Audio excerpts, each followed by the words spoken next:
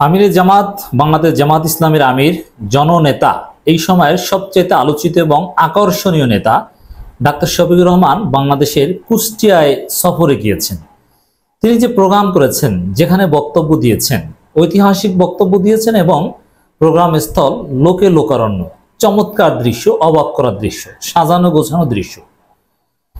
কুষ্টিয়া একসময় সন্ত্রাসের জনপদ ছিল, এখনো উগ্রপন্থা বা উগ্রবাদীদের, এমনকি এই কুষ্টিয়া ঝিনাইদহ অঞ্চলেই কিন্তু আনোয়ারুল আজিম আনারদের মতো বড় বড় সন্ত্রাসীর জন্ম হয়েছে। চোরাচালানের জন্য, মাদক কারবারের জন্য, গাঁজা বেচা কেনার জন্য কুষ্টিয়া কিন্তু রেপুটেড। সেই কুষ্টিয়া ইনশাল্লাহ একদিন ইসলামী আন্দোলনের ঘাঁটি হবে, একামতে দিনের ঘাঁটি হবে। কুষ্টিয়ার মানুষ, ঝিনাইদহের মানুষ, আশেপাশের জেলাগুলোর মানুষ দলে দলে ইসলামী আন্দোলনে যোগদান করছে, জামাত ইসলামীতে যোগদান করছে। জামাত ইসলামীর যে জনকল্যাণমূলক কাজ, এতে তারা মুগ্ধ। আমিরে জামাত কুষ্টিয়া সফর করেছেন, তা আমি বিষয়টা খেয়াল করেছি। সমস্ত মিডিয়া, কুষ্টিয়ার লোকাল এবং জাতীয় মিডিয়ার সবার দৃষ্টি ছিল কুষ্টিয়ার দিকে। এর মানে মনে হয় যেন বাংলাদেশের সবচেয়ে বড় দল বা প্রধানমন্ত্রী সফরে যেরকম সবার দৃষ্টি কুষ্টিয়ার দিকে থাকতো, সব মিডিয়াগুলোর দৃষ্টি কুষ্টিয়ার দিকে থাকতো, এবং কুষ্টিয়ার সেই সফর নিয়েই মিডিয়ার মূল নিউজ এবং সবচেয়ে বেশি ভিউ হয় এরকম নিউজ, সেটাই হয়েছে আমিরে জামাতের কুষ্টিয়া সফরে। আমিরে জামাত এই মুহূর্তে বাংলাদেশের রাজনীতিতে সবচেয়ে গুরুত্বপূর্ণ স্থান দখল করছেন এবং আমি অবাক হয়ে লক্ষ্য করছি, তিনি প্রোগ্রামে অডিটোরিয়ামের মধ্যে যে বক্তব্য দিয়েছেন, তার চাইতে সাংবাদিকদের সাথে যে প্রশ্নোত্তর দিয়েছেন, এটা ছিল আরো বেশি আকর্ষণীয়। চমৎকার প্রশ্নোত্তর দিতে পারেন। বিশেষ করে গত 15-16 বছরে জামাত শিবিরের ভালো কোনো বক্তা তৈরি হয়নি। আমি এই বিষয়টা সমালোচনা করতাম যে জামাত নেতারা ভালো বক্তব্য দিতে পারে না, তার চাইতে আওয়ামী লীগ ছাত্রলীগে অনেক ভালো বক্তা তৈরি হয়েছে, আমি এটা বলতাম।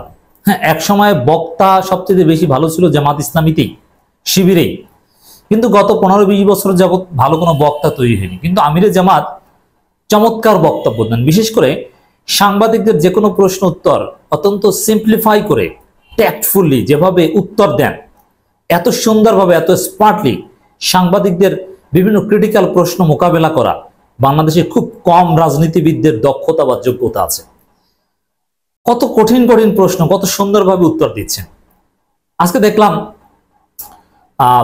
একটা বিষয় আমার নজরে পড়েছে, অন্তর্বর্তীকালীন সরকারকে কতটুকু সময় দিবে, এটা সাংবাদিকদের উদ্দেশ্যে আমিরে জামাত ব্যাখ্যা করেছেন যে কতটুকু সময় দেবো, জাস্ট 1 মাস হলো দায়িত্ব নিয়েছে, আরেকটু দেখি, আমরা বেশিও না কমও না, তাড়াতাড়িও না, অতি ব্যস্তও না, একটা যৌক্তিক সময় দিব। অত্যন্ত চমৎকারভাবে বিষয়টা ব্যাখ্যা করেছেন যে জামাতের রাজনৈতিক অবস্থা নিয়ে কোনো সমালোচনার সুযোগ এখানে নেই, নির্বাচন কেন্দ্রিক, বেশিও না কমও না, যৌক্তিক সময়। এবং বিপ্লব পরবর্তী সময়ে আওয়ামী লীগের রাজনীতি বা নানান বিষয়ে কথা বলেছেন। সেখানে একটা বিষয় ইমপ্রেসিভ লেগেছে যে বাংলাদেশে গণঅভ্যুত্থানের পর যা ঘটেছে আওয়ামী লীগের উপর বা দেশে যা ঘটেছে, আমরা এতেও দুঃখিত, এটাও প্রত্যাশিত ছিল না, হলেই ভালো ছিল, কিন্তু যা ঘটেছে সাধারণত এ ধরনের ঘটনার পর পৃথিবীর বিভিন্ন দেশে যা ঘটে সে তুলনায় কিছুই ঘটেনি। এবং বিএনপির প্রশংসা করেছেন যে বিএনপি, দেশপ্রেমিক দল বিএনপি, এক্ষেত্রে বিএনপি, জামাত সহ আরো অনেক দেশপ্রেমিক দল, তারা লাঠি নিয়ে পাহারা দিয়েছে, কোনো অনাকাঙ্ক্ষিত ঘটনা ঘটতে দেয়নি। যা ঘটেছে এটা কিছুই না, তবে এটাও না ঘটলে ভালো হতো। আমিরে জামাত কত সুন্দর বক্তব্য দিচ্ছেন, সব বিষয়গুলো কত ভারসাম্যপূর্ণভাবে মোকাবেলা করছেন। এবং তিনি যেখানে যাচ্ছেন সমগ্র জাতির দৃষ্টি এখন আমিরে জামাতের ওই সফরের দিকে। যোগ্য নেতা, জননেতা, একবার সুযোগ দিয়ে দেখেন ডাক্তার শফিকুর রহমানকে, তিনি কিভাবে দেশ চালান, তিনি কি কেমন পারেন, জনগণের জন্য তার দরদ কেমন, এই বয়সে তার শারীরিক শক্তি, মানসিক দৃঢ়তা আপনারা তো দেখতে পাচ্ছেন। রাষ্ট্র ক্ষমতা একবার নিয়ে দেখেন, আমরা এই অনুরোধ জানাবো। আপনার লোকেরাই আপনাকে গডমাদার বানিয়েছে ডাক্তার শফিকুর রহমান। আরেক ডায়লগ, গডমাদার, গডফাদার শুনেছেন, এখন গডমাদার এই পরিভাষাটা ডাক্তার শফিকুর রহমানের সামনে আনলেন। জামাত ইসলামের আমির ডাক্তার শফিকুর রহমান সাবেক প্রধানমন্ত্রী শেখ হাসিনাকে নিয়ে বলেছেন, আপনার লোকেরাই আপনাকে মাস্টার মাইন্ড ও গডমাদার বানিয়েছে। এখন যারা ধরা পড়ছেন তারা বলছে এটা আমি করি নাই, অমুকের হুকুমে করেছি। আর যখন ক্ষমতায় ছিলেন তখন সবসময় বলা হতো গাছটা এদিকে দুলছে, গাছের পাতা নড়ছে, মাননীয় প্রধানমন্ত্রী শেখ হাসিনা দেখছেন, সবকিছু ওনার অনুমতি লাগবে, ওনার নির্দেশনা লাগবে। কত সুন্দরভাবে আওয়ামী লীগের গোমর জাতির সামনে উপস্থাপন করছেন, কত সহজবোধ্যভাবে, ইন্টেলিজিবল ভাবে। আমি ইমপ্রেসড আমির জামাতের বক্তব্যে। এগুলো প্রচার করবেন।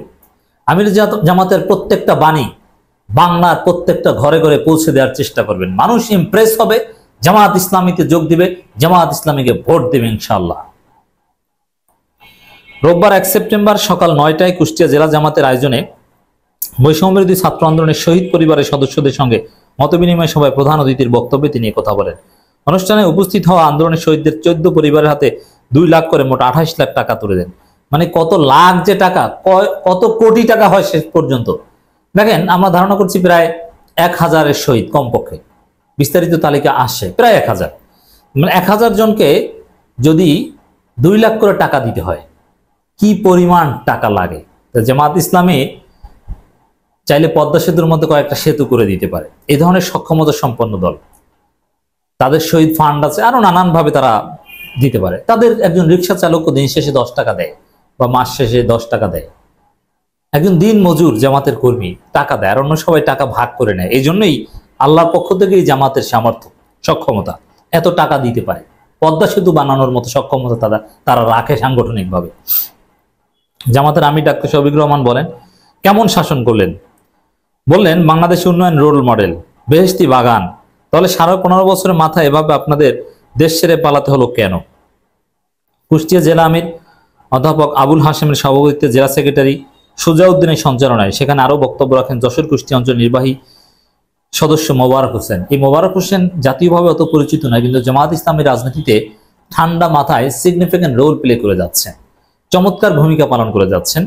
যশোর কুষ্টিয়া অঞ্চলে নিয়মিত সফর করছেন এবং জাতীয়ভাবেও অনেক ক্রিটিক্যাল মোমেন্টে, বিশেষ করে গত 28 অক্টোবর আমরা দেখেছি জনাব মোবারক হোসেনের সুদৃঢ়, অত্যন্ত দূরদর্শী ভূমিকা, যে কারণে 28 অক্টোবর জামাতকে কিন্তু কোনো ফাঁদে ফেলতে পারেনি এই নরপিচাস আওয়ামী লীগ সরকার। সেখানে আরো উপস্থিত ছিলেন কুষ্টিয়া যশোর অঞ্চলের টিম সদস্য ডাক্তার আলমগীর বিশ্বাস খন্দকার, AK আলী মহসিন, আব্দুল মতিন, মেহেরপুর, চুয়াডাঙ্গা, ঝিনাইদহ, মাগুরা জেলা আমিরগণ, কেন্দ্রীয় সুরা সদস্য অধ্যাপক ফরহাদ হুসাইন, মুফতি আমির হামজা সহ কুষ্টিয়া জেলা ও সব উপজেলা জামাতের বিভিন্ন ইউনিট, ওয়ার্ড সহ বিভিন্ন স্তরের নেতৃবৃন্দ, স্থানীয় ব্যক্তিরা, বিপুল সংখ্যক লোক। আমির হামজার উপস্থিতি এটা প্রোগ্রামের সৌন্দর্য বাড়িয়ে দিয়েছে। এই জন্য জামাত নেতারা যেখানে যাবেন, রোকন হওয়া দরকার নেই, এরকম জামাতপন্থী সেলিব্রিটি আলেম বা মজলুমদেরকে গুরুত্ব দিতে হবে। আর আমির হামজার সবচেয়ে স্পেশালিটি, তিনি মজলুম। এজন্য তাকে আমরা এখন অনেক গুরুত্ব দিতে চাই। সব জায়গায় যারা মজলুম হাসিনার আমলে, তাদেরকেই বিভিন্ন সুযোগ সুবিধা বা যে কোনো জায়গায় প্রায়োরিটি দিতে হবে। যাই হোক দর্শক, আমির জামাতের কুষ্টিয়া সফর সফল, রাজনৈতিকভাবে এর গুরুত্ব তাৎপর্য অনেক। কুষ্টিয়া সফর হিট, এটা বলা যায়।